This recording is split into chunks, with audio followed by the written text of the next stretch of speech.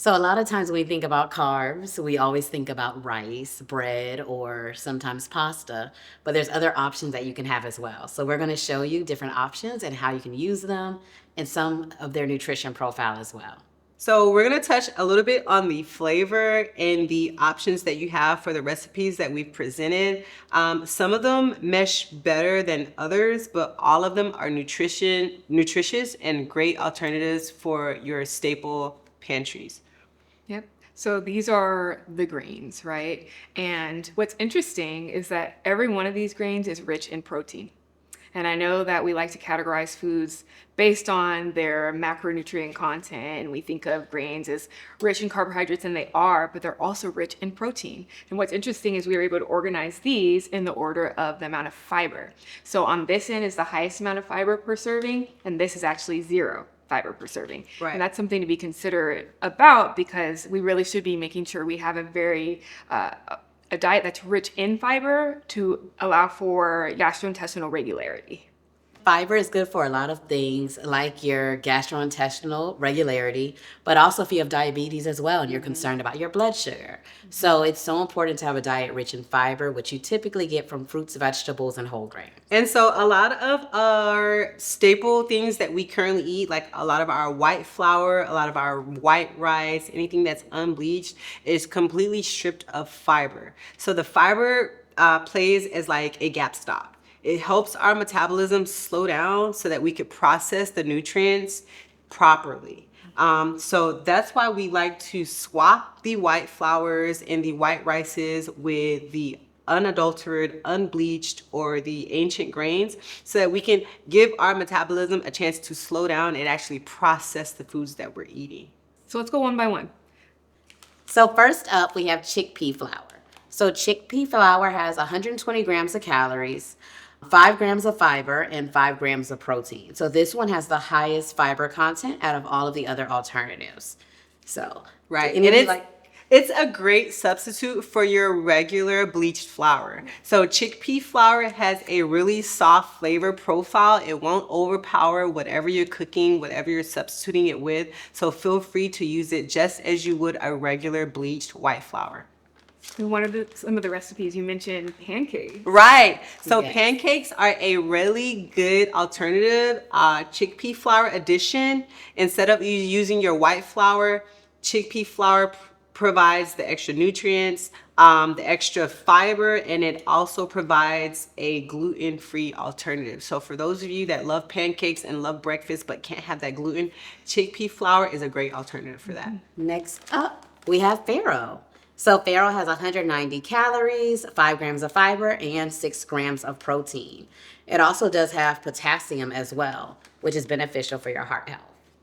Definitely. So again, the farro makes a good addition to your diet if you want to cook it like you would an oat, or if you want to make it into a injera, which is a flatbread, you can do that too.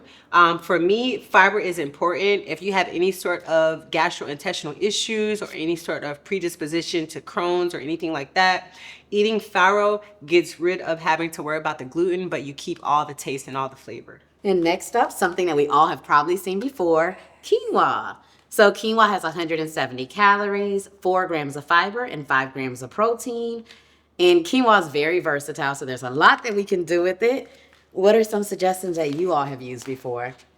So for me personally, I use quinoa in my cold salads. So I like to prep my quinoa at the beginning of the week because it keeps wonderfully in the freezer.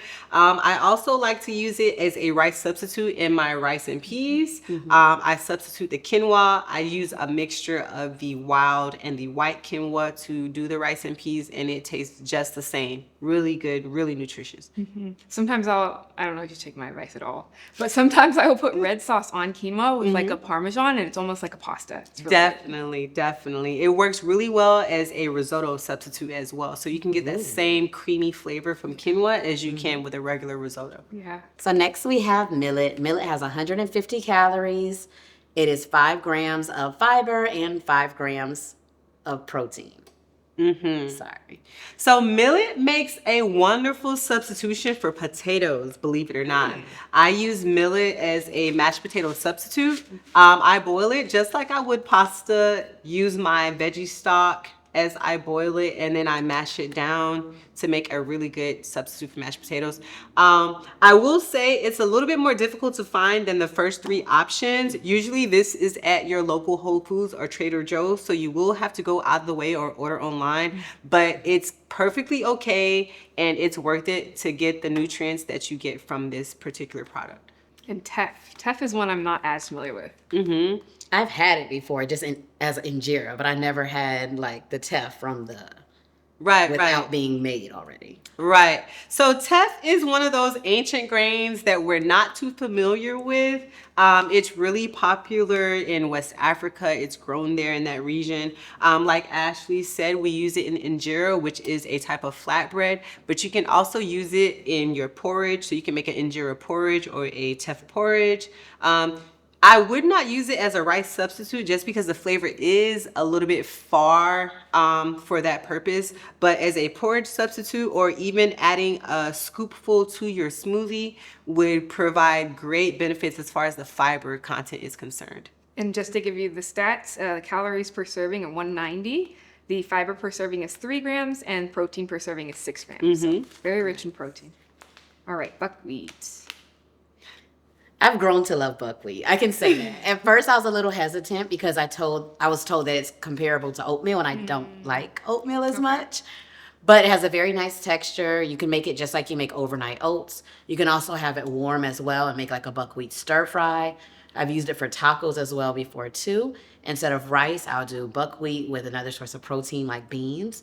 So it's very versatile, and it's a really good nutty flavor. Cool. Yeah, it's one of those healthy ancient grains. I will say it has less fiber than most of these grains here. It's only 1 gram per serving, 150 calories per serving, and then 5 grams of protein per serving. So protein's good, fiber not so much. So you'd want to make sure you're getting lots of other sources of fiber like fresh produce and greens.